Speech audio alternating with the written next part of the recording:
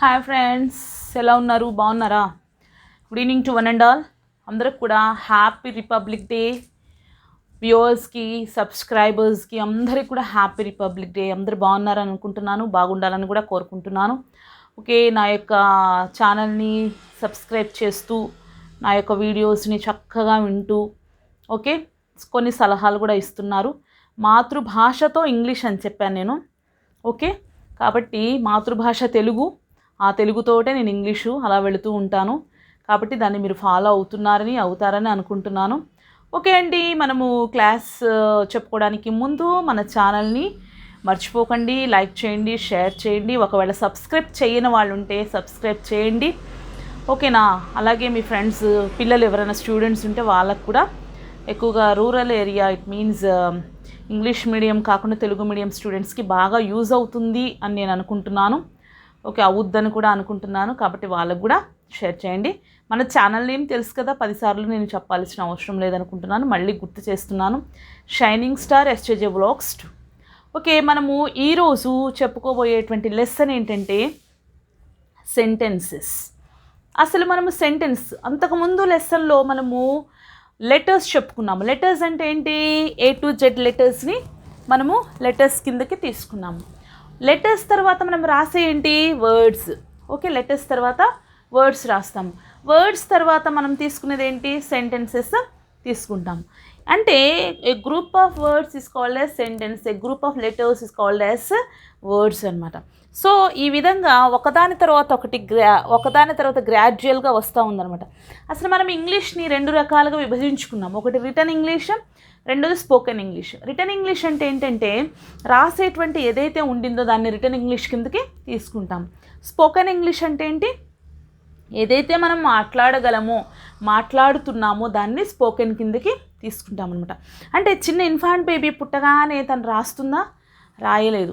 నేర్చుకున్న తర్వాత, మాట్లాడిన తర్వాత, ఆ మాట్లాడిన పదం ఏదైతే ఉంటుందో దాన్ని తను చక్కగా వ్రాయడానికి ప్రయత్నం చేస్తుంది అనమాట. దాని తర్వాతే రీడింగ్, తర్వాత రైటింగ్, ఇలాంటివన్నీ కూడా మనకి స్కిల్స్ అనేటువంటివి ఒకదాని తర్వాత ఒకటి వెళ్తాయి అనమాట. లిజనింగ్ అర్థమైందా, తర్వాత speaking, reading and writing. Okay, so ఈ విధమైనటువంటి క్రమంలో 4 భాగాలుగా మనం చూసుకుంటే ఈ యొక్క సెంటెన్సెస్ అనేటువంటివి కూడా 4 భాగాలుగా ఉన్నాయన్నమాట.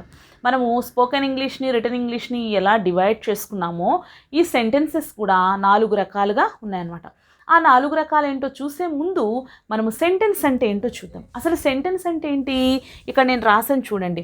ఏ sentence can be classified into 4 types అని పెట్టాను. Sentence is the largest unit of any language. అది ఒక లార్జెస్ట్ యూనిట్ అనమాట. Okay, generally defined as a word, okay, are a group of words that expresses a true idea by giving a statement or order or asking question or exclaiming. Okay, సెంటెన్సెస్లో మనం ప్రపంచంలో ఏది మాట్లాడిన sentence అంటే ఏంటంటే ఏ group of words అని మనకి ఈజీగా అర్థమైపోయింది, తెలిసిపోయింది. సో ఇక్కడ ఏ గ్రూప్ ఆఫ్ వర్డ్స్ సెంటెన్స్ అని అన్నాము, కానీ సెంటెన్స్ని ఎలా ఫామ్ చేయాలో తెలియాలి కదా. ఇక్కడ ఫర్ ఎగ్జాంపుల్ నేను ఒక సెంటెన్స్ రాసా, I love my mother. Okay, I అనేది ఒక లెటర్, లవ్ అనేది ఒక వర్డ్, మై అనేది ఒక వర్డ్, మదర్ అనేది ఒక వర్డ్. లెటర్ అంటే ఏంటి? సింగిల్గా ఉండేది లెటర్ అంటాము. వర్డ్ అంటే ఏంటి? ఒకటి కంటే ఎక్కువగా ఉండేది వర్డ్ కిందకి తీసుకుంటాం, అది ఒక పదము కిందకి తీసుకుంటాము. సెంటెన్స్ అంటే ఏంటి? ఇప్పుడు సెంటెన్స్ గురించి మాట్లాడుతున్నాం కాబట్టి సెంటెన్స్ అంటే ఏంటంటే largest unit of any language. అది ఏ లాంగ్వేజ్ అయినా అవ్వచ్చు, కానీ ఒక లార్జెస్ట్ యూనిట్. ఆ యూనిట్ ఏర్పడాలంటే ఎలా? ఆ సెంటెన్స్ ఫామ్ చేయాలి. ఆ సెంటెన్స్ ఫామ్ చేయాలంటే ఎలా? ఒక యూనిట్ ఏర్పడాలి. ఆ యూనిట్ ఏర్పడాలంటే ఎలా? ఒక లార్జెస్ట్గా ఏర్పడాలంటే ఎలా అంటే అది ఒక గ్రూప్ ఆఫ్ వర్డ్స్ అవ్వచ్చు, అర్థమైందా? లేదా అంటే expresses through idea. For example నాకు ఒక ఐడియా వచ్చింది, నేను ఇక్కడ బోర్డు మీద చెప్పాలి ఐడియా. ఓకే, దాన్ని నేను ఎక్స్ప్రెస్ చేయాలా? నాకు వచ్చింది కదా, నేను అట్లా పెట్టుకొని హైడింగ్ చేసుకొని వచ్చింది నాకు ఐడియా, బోర్డు మీద చెప్తున్నాను అని ఇమాజినేషన్లో ఉంటే అది పని జరిగినట్లా కాదు. అంటే మన యొక్క ఏదైతే ఐడియా ఉందో దాన్ని ఎక్స్ప్రెస్ చేయాలా? ఎలా ఎక్స్ప్రెస్ చేయొచ్చు దాన్ని? By giving a statement, order, asking question or exclaiming. అది ఆర్డర్ అవ్వచ్చు, స్టేట్మెంట్ అవ్వచ్చు, రిక్వెస్ట్ అవ్వచ్చు, క్వశ్చన్ అవ్వచ్చు, ఎక్స్క్లైమింగ్ అవ్వచ్చు. What is your name? That are the question sentence. అర్థమైందా? అలాగే request, okay please be seated, దయచేసి కూర్చోండి, request. Okay, could you close the door, could you please close the door, that is request. Okay, pleasing అనమాట. Okay, అలాగే order అనమాట. Shut up your mouth, shut up, అదొక command.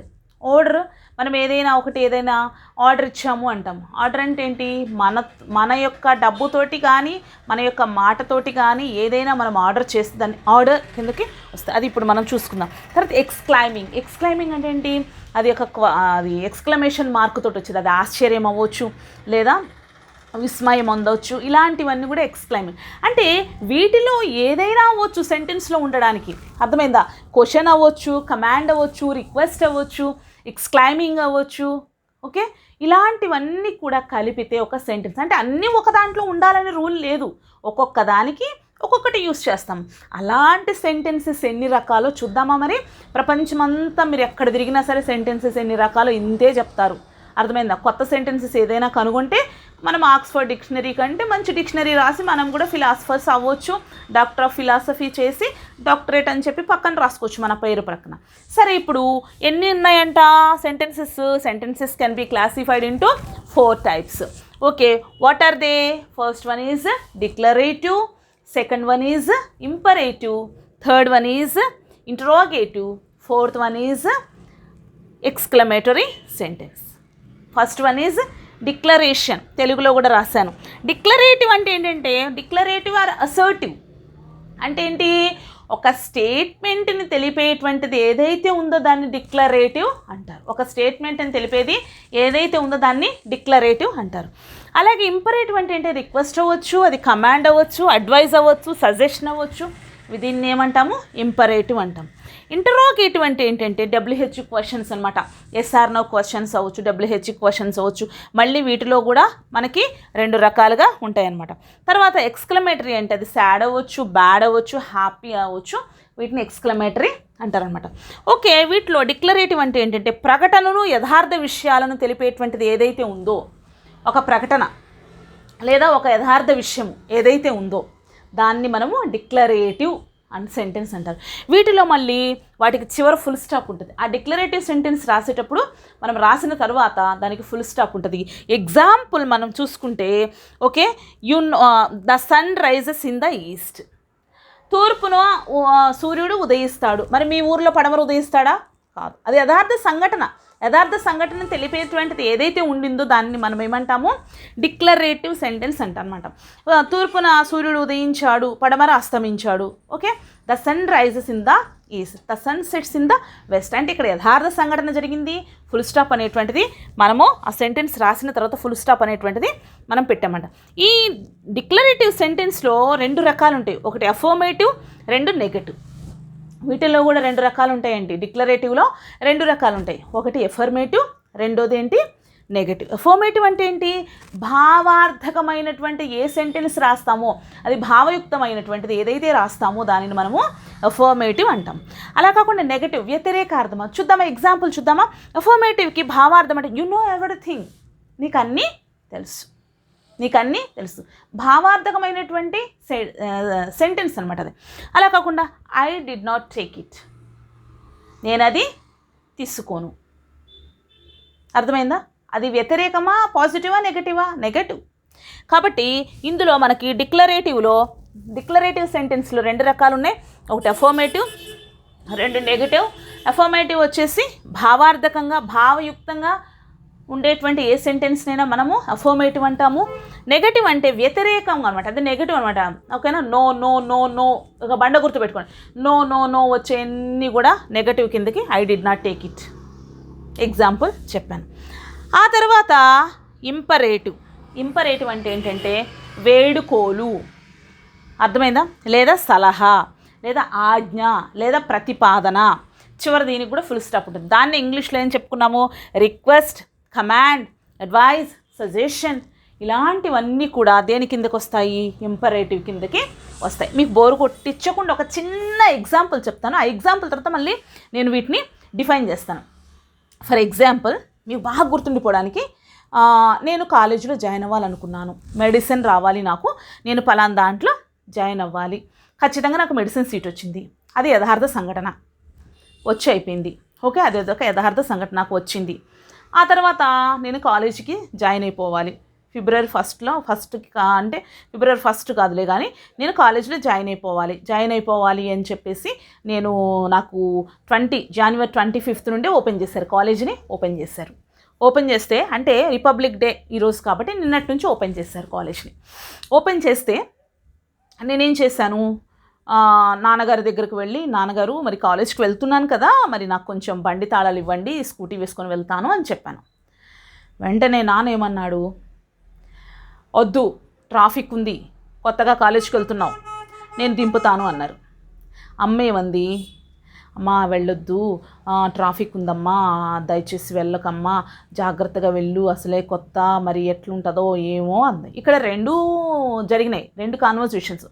ఒకటేమో నాన్న వద్దు అని గట్టిగా కమాండ్ చేస్తూ మాట్లాడారు, అమ్మ రిక్వెస్ట్ చేస్తూ మాట్లాడింది, వద్దు నాన్న, పరిస్థితులు మంచిగా లేవు, ట్రాఫిక్ ఉంది, అసలే కొత్త కదా అని చెప్పేసి అమ్మ అట్లా మాట్లాడు. ఆ తర్వాత సరే ఎలాగో బయటకు వచ్చావు, బయటికి రాగానే గేట్ దగ్గర కాలేజ్ గేట్ దగ్గరకు వచ్చావు, నాన్న నువ్వు వచ్చేసావు. సరే నాన్నగారు వదిలిపెట్టారు, నాన్నగారు వెళ్ళిపోయారు. నువ్వు కాలేజ్ గేట్ దగ్గర, అయ్యో మా నాన్న తెచ్చాడే, నేను ఫ్రీగా చక్కగా స్కూటీ మీద, నేను ఎన్నిసార్లు బయటికి లోపలికి తిరగలేదు, షాపింగ్కి వెళ్ళలేదు, వీళ్ళేంటి అని అనుకుంటూ మదన పడుతూనే లోపలికి ఎంటర్ అవ్వగానే చక్కగా, ఇది కరోనా టైం కదా, ఓకే, వాళ్ళు టెంపరేచర్ చూడడానికి మ్యాషన్ పెట్టారు. సరే టెంపరేచర్ చూసిన తర్వాత వెంటనే ఏ గ్రూప్ అని అడిగారు, చెప్పావు, ఇటు వెళ్ళు అని చెప్పారు. సరే లెఫ్ట్ తిరిగావు. ఓకే, జనరల్గా మనము కొత్త వాళ్ళని జాయిన్ అవ్వగానే మనం ఫస్ట్ ఎక్కడికి వెళ్తాము, ఆఫీస్ రూము, అడ్మిషన్ సెల్స్ దగ్గరికి వెళ్ళి మనము అసలు ఎక్కడ వెళ్ళాలి, మన యొక్క ఏ క్యారిడార్లో నుంచి వెళ్ళాలి, మన యొక్క క్లాస్ రూమ్ ఎక్కడ అని ఫస్ట్ అవన్నీ కనుక్కుంటూ వెళ్తాము. ఈలోపు కొత్త వాళ్ళు వచ్చేవాళ్ళు వస్తున్నారు, వెళ్ళే వాళ్ళు వెళ్తున్నారు, అంతా గ్రౌండ్ అంతా కూడా పిల్లలతో నిండిపోయి కళకళలాడుతూ కొంతమంది పేరెంట్స్ ఉన్నారు, ఇట్లా జరుగుతూ ఉందన్నమాట. సరే అదే క్రమంలో వెళ్తూ ఉండగానే అడ్మిషన్స్ సెల్ దగ్గర ఒక 4-5 కూర్చున్నారు కౌన్సిలర్స్, అక్కడక్కడ పలాని గ్రూప్ అని పెట్టుకుని క్లాస్ రూమ్ ఎక్కడ, నీ పేరేంటి, నువ్వు ఎక్కడి నుంచి వచ్చావు, ఏ బస్సులో వచ్చావా, ఆటోలో వచ్చావా, ఇవన్నీ కూడా జాగ్రత్తలు, కరోనా టైం కాబట్టి ఎలా జాగ్రత్తలు తీసుకున్నారో వాళ్ళు కూడా శానిటైజ్ తెచ్చుకున్నావా, లేదు అంటే శానిటైజర్ నువ్వు యూస్ చేసుకొని మాస్క్ పెట్టుకొని వెళ్ళాలి అని ఇవన్నీ కూడా ఇన్స్ట్రక్షన్ చెప్తూ తను ఏ యొక్క బ్రాంచ్ అడుగుతూ వెళ్ళారు. సరే క్లాస్ రూమ్లోకి వెళ్ళి కూర్చున్నావు, అక్కడ కూడా ఇంట్రడ్యూస్ యువర్ సెల్ఫ్ అన్నారు. అన్నీ కూడా నువ్వు అక్కడే అంత చిరాకుగా ఎలాగో చెప్తావు, నువ్వు ఇంట్రడ్యూస్ చేసుకున్నావు.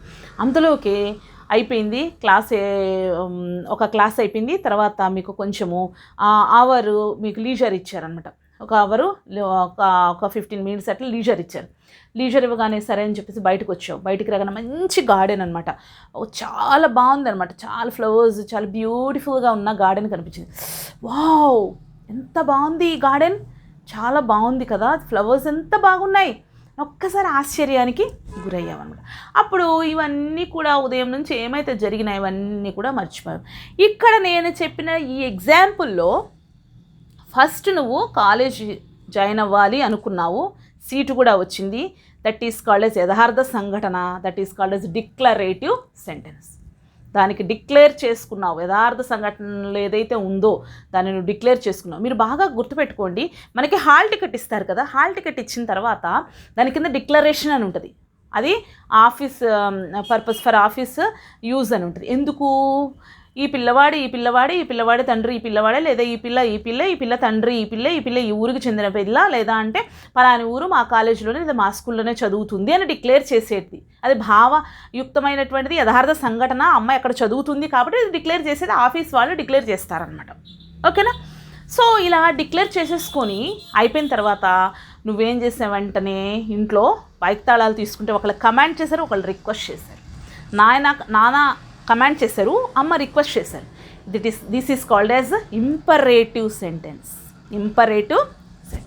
సరే ఎట్లా నువ్వు రాగానే గేట్ దగ్గర రాగానే క్వశ్చన్ మీద క్వశ్చన్, నువ్వు ఏ గ్రూపు, ఏ బ్రాంచ్, నువ్వు ఎక్కడున్నావు, అదే ఇంజనీరింగ్ అయితే ఈసీఈనో, సివిల్ అనో, EEE అనో, మెక్ అనో, అర్థమైందా, ఇలాంటివన్నీ కూడా చెప్తారు.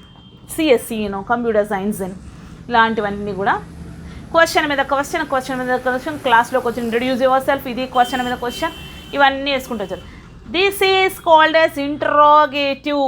ఇంటరాగేషన్ అంటే ఏంటి? ఎస్ ఆర్ నో లేదా WH క్వశ్చన్స్ అనమాట. అంటే ఎక్కువగా పొలిటికల్ లీడర్స్ని ఇంటరాగేట్ చేస్తారు. CBI వాళ్ళు ఏమని చేస్తారు? నువ్వేనా, నీ ఆస్తి ఇదేనా అంటే, మా ఆస్తి అండి మా తాత ముత్తాతల దగ్గర నుంచి అండి, మరి మా అన్న అండి, మా అత్త, ఇవన్నీ కూడా I don't want any explanation from you, I want only yes or no. This is called as interrogation. Yes or no. నీకుందా ఆస్తి? ఎస్ లేదా నో. అంతేగాని మా నాన్న అండి పొలిటికల్ అండి, మరి మా నాన్న ఎమ్మెల్యే అండి, MP అండి, don't want any explanation from them. Okay, అర్థమైంది కదా. కాబట్టి దీనిని ఇంటరాగేషన్ అంటారు. దీనిని ఏ క్లాస్ అమ్మా నువ్వు, what's your name, which class are you studying, ఇలాంటివన్నీ కూడా WH క్వశ్చన్స్ తోటి, అలాగే SR నో టైప్ క్వశ్చన్స్. ఓకేనా? Did you, did do, did you finish your lunch, did you finish your breakfast. Okay, ఇలాంటివన్నీ కూడా ఇంటరాగేటివ్ క్వశ్చన్స్ అంటారు. ఇక్కడ ఈ అమ్మాయి వచ్చింది, క్వశ్చన్ మీద క్వశ్చన్ మొదలైంది. This is called as interrogative sentence. Last one is ఎంత డిప్రెషన్లో ఉండి కొంచెం లీజర్ ఉంది కదా, కాలేజ్ ఎలా ఉందో చూద్దామని చెప్పేసి జస్ట్ ఇలా క్యారిడార్లో అలా వెళ్తూ ఉంటే బ్యూటిఫుల్ గార్డెన్ ఒకటి కనిపించింది. దాన్ని చూడగానే ఒక్కసారి తన ఆశ్చర్యానికి గురైంది. That is called as exclamation sentence. అంటే ఇక్కడ 4 రకాలుగా చూసాము. ఒకటి డిక్లరేటివ్, ఒకటి imperative, 3 interrogative, 4th one is exclamation. ఆశ్చర్యానికి గురవచ్చు. అది బాధ అయినా సరే, అది వేదన అయినా సరే, ఏదైనా సరే భావాన్ని మనము అది బయలుపరుస్తూ ఆ భావాన్ని ఏదైతే ఎక్స్ప్రెస్ చేస్తామో దాన్ని ఎక్స్క్లమేటరీ సెంటెన్స్ అంటారు. ఇక్కడ ఒక్కసారి చూద్దాం. మీరు ఈ ఎగ్జాంపుల్ చెప్పిన తర్వాత ఈజీగా అర్థమవుతుందని నేను అనుకుంటున్నాను. ఒక్కసారి దీని మీద బోర్డు మీద రాసిన ఒక్కసారి చూసేస్తే నేను క్లోజ్ చేసేస్తాను. ఓకేనా? సరే, ఇక్కడ ఇదేంటి డిక్లరేటివ్ సెంటెన్స్ అంటే ఏంటి? తెలుగు ప్రకటనను, యథార్థ విషయాలను తెలిపేటువంటిది ఏదైతే ఉందో దాన్ని డిక్లరేటివ్ సెంటెన్స్ అని చూసుకున్నాం. దానిలో మళ్ళీ ఎఫర్మేటివ్ ఉంటుంది, నెగిటివ్ ఉంటుంది అనుకున్నాము. ఎఫర్మేటివ్ అనేది భావార్థకమైనటువంటి ఎఫర్మేటివ్, అలాగే వ్యతిరేకార్థం ఏదైతే ఉండిందో అది నెగటివ్. అలాగే మనము దానికి ఎగ్జాంపుల్ వచ్చేసి ఎవ్రీథింగ్ అనేది భావార్థకమైనటువంటి ఎఫర్మేటివ్ కిందకి example. I did not take it అనేటువంటిది వ్యతిరేకం, దానికి ఎగ్జాంపుల్ అనమాట. సరే, ఇంపరేటివ్లో వేడుకోలు, సలహా, ఆజ్ఞ, ప్రతిపాదన, రిక్వెస్ట్ అవ్వచ్చు, కమాండ్ అవ్వచ్చు. దాని చివరైతే ఫుల్ స్టాప్ అయితే ఉంటుంది. గెట్ అవుట్ ఆఫ్ హియర్, ఇక్కడ నుంచి వెళ్ళు. గెట్ అవుట్ ఆఫ్ హియర్ అది command. Lend me your sharpener, నీ యొక్క షార్ప్నర్ ఇవ్వవా లేదా తీసుకోనా. లెండ్ మీ యువర్ షార్ప్నర్, తీసుకోనా కాదు, ఇవ్వవా, రిక్వెస్ట్ అనమాట. కీప్ టు ద లెఫ్ట్, నువ్వు ఎడమ వైపు ఉండు, అది advice. Let us to the work, మనము ఈ పని చేద్దాం, సజెషన్.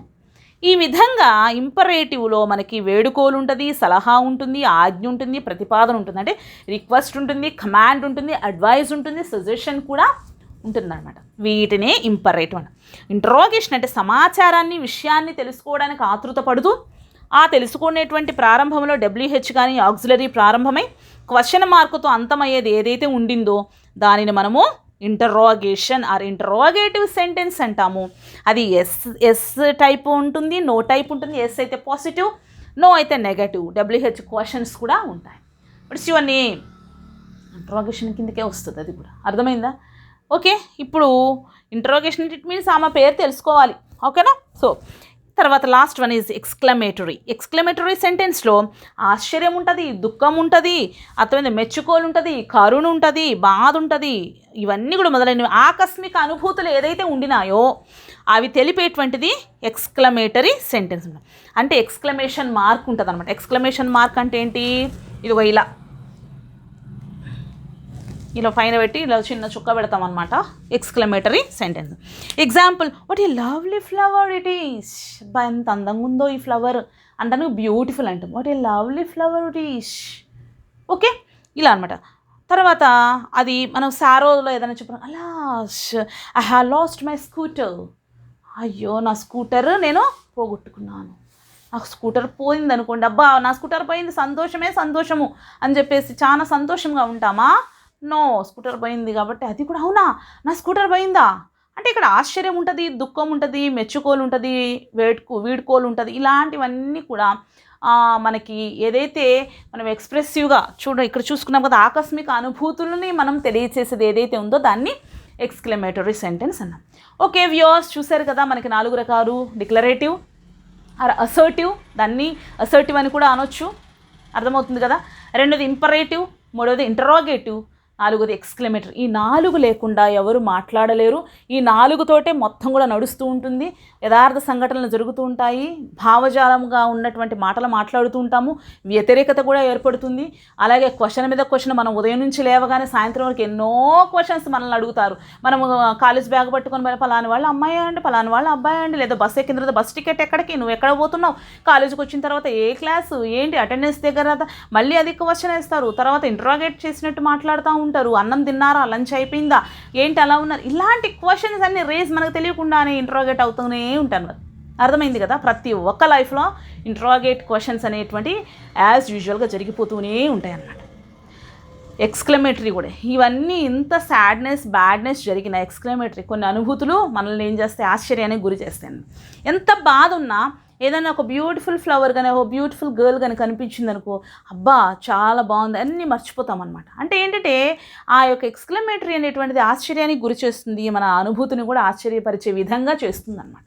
ఈ విధంగా మనం 4 సెంటెన్సెస్ అనేటువంటివి 4 రకాలుగా మనం చూసుకున్నాము.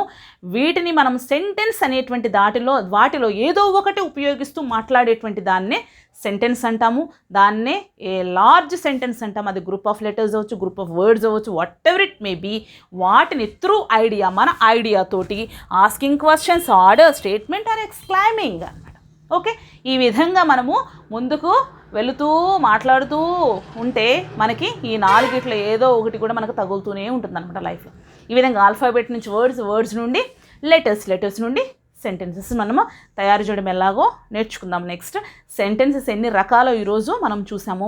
ఈ సెంటెన్సెస్ని ఎలా తయారు చేయాలో ఏంటో కూడా మీరు ట్రై చేయండి. ట్రై చేయడానికి ముందు పార్ట్స్ ఆఫ్ స్పీచ్ అనేటువంటిది మనం నేర్చుకోవాలా. రేపటి క్లాసులో దీని కంటిన్యూషన్ కానీ లేదా అంటే దీని పార్ట్స్ ఆఫ్ స్పీచ్ కొత్త లెసన్తో కానీ నేను మీ ముందుకు రాగలను. ఓకే అండి, మర్చిపోవద్దు, లైక్ చేయండి, షేర్ చేయండి, సబ్స్క్రైబ్ చేయండి. అందరికి కూడా థ్యాంక్ యూ సో మచ్.